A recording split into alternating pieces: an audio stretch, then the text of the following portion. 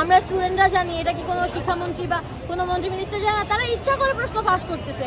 এরপরে প্রশ্ন কঠিন করা হচ্ছে, এমন প্রশ্ন করা হচ্ছে যেটা আমাদের বইয়ের মধ্যেই নেই। আমাদের বইয়ের মধ্যে ইংলিশ সেকেন্ড পেপার পরীক্ষার দিন কম্পোজিশন যেটা আসছে আমরা কোনো বইয়ের মধ্যেই পাইনি।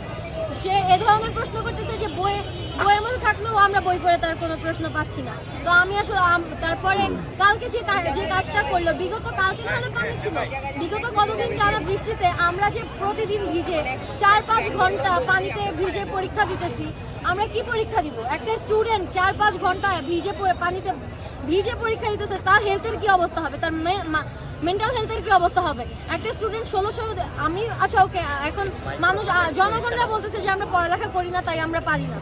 একটা মানুষ আমি 2 বছর পড়ছি, পড়ার পরে আপনার কি মনে হয় একটা 1600 পেজের বই আমার আমি একদিনে রিভাইজ দিতে পারবো? একটা ব্রিলিয়ান্ট স্টুডেন্টই হোক না কেন, তার পক্ষে একদিনে 1600 পেজের একটা বই রিভাইজ দেওয়া পসিবল? সে একদিন বন্ধ দিতেছে।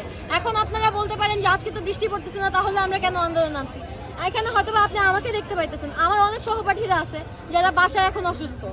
এখন এটা আমরা যে বৃষ্টির পানিতে ভিজছি এটা না, এখানে ড্রেনের পানি ছিল, দূষিত পানি ছিল। এটা কি আমাদের শরীরের জন্য ভালো, আমাদের স্বাস্থ্যের জন্য ভালো? আমরা এইসব কারণে তার পদত্যাগ চাচ্ছি।